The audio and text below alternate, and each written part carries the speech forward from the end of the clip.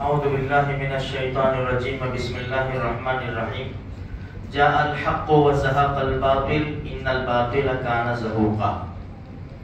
دیکھو قرآن نے پہلے سے ہی فیصلہ کر دیا، حق آیا باطل گیا، بے شک باطل تو جانے ہی والا تھا۔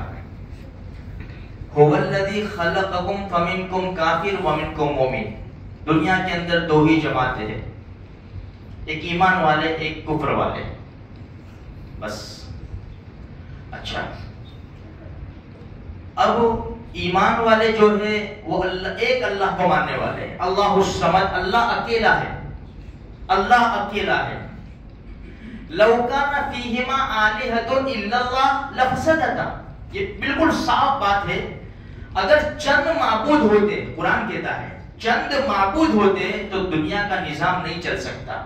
جس طرح ایک ملک کے اندر دو وزیر اعظم نہیں چل سکتے، ایک ہی وزیر اعظم ہوگا، دو ہوں گے تو ایک کہے گا یہ کرنا ہے، دوسرا کہے گا کہ نہیں یہ نہیں یہ کرنا ہے، سارا نظام درہم برہم ہو جائے گا۔ اس لیے ہم ایک اللہ کی عبادت کرنے والے ہیں، ایک اللہ کو ماننے والے ہیں۔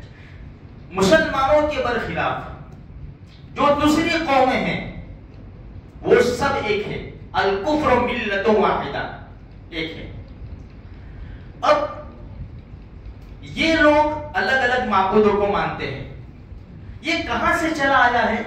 نوح علیہ السلام کے زمانے سے، یہ بات یاد رکھنا۔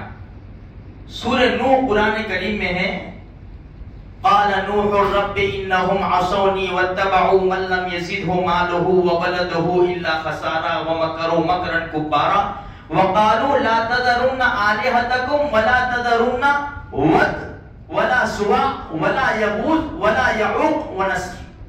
یہ پانچ ان کے بڑے بڑے بزرگ تھے، بڑے بڑے۔ جب یہ دنیا سے رخصت ہو گئے تو ان کی قوم کے لوگوں نے ان کی تصویریں بنائی یادداشتی کے لیے، ان کو دیکھ کر اللہ کو یاد کرتے تھے۔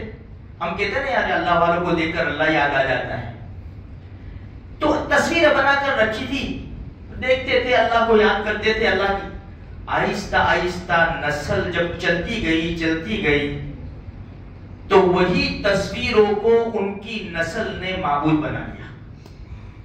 اسی لیے ہم مسلمان ہیں، ہم بڑے بڑے علماء، بڑے بڑے اولیاء کرام، ہم سب سے محبت کرتے ہیں، لیکن ہمارے گھروں میں غیر اللہ کا فوٹو نہیں لگے گا۔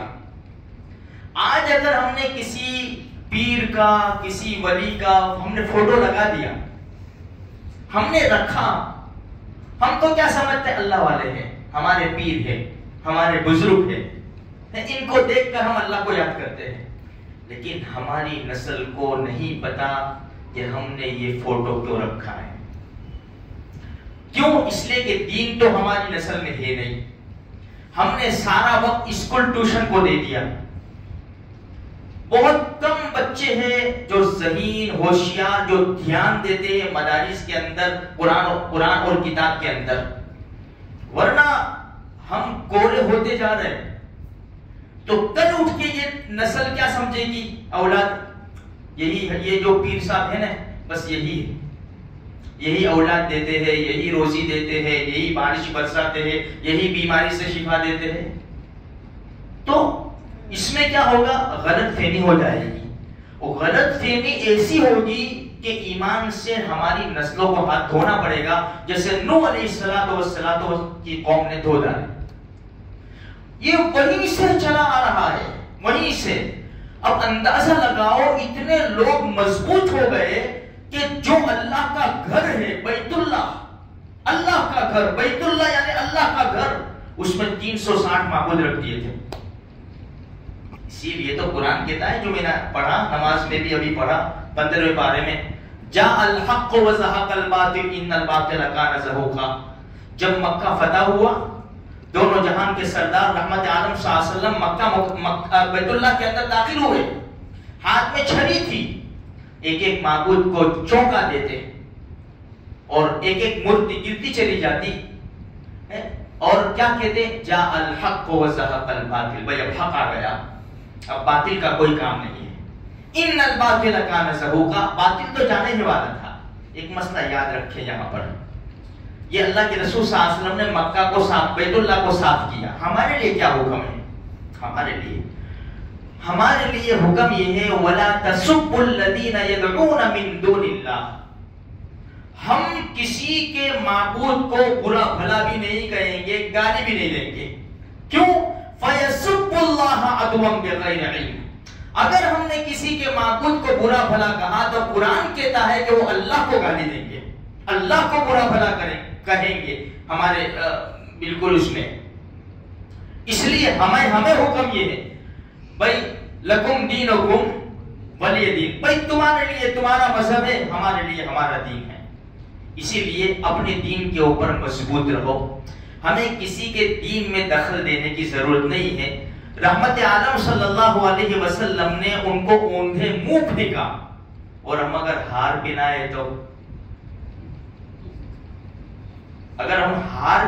تو ہم نبی کے فالوور ہو گئے. بہت بڑی بھائی یہ کس کو ہار پہنا رہے؟ اللہ کے علاوہ جس کی عبادت کی جا رہی ہے ہم اس کی تعظیم کر رہے ہیں، ہم اس کی عزت کر رہے ہیں. شریعت میں اس کی گنجائش ہے. کیوں؟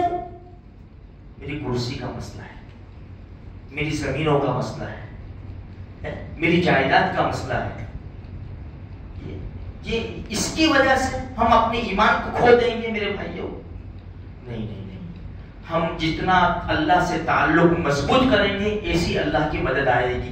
غیبی نظام چل کر ہماری مدد ہوگی انشاءاللہ. اپنے دین کے اوپر مضبوط رہے، پکے رہے.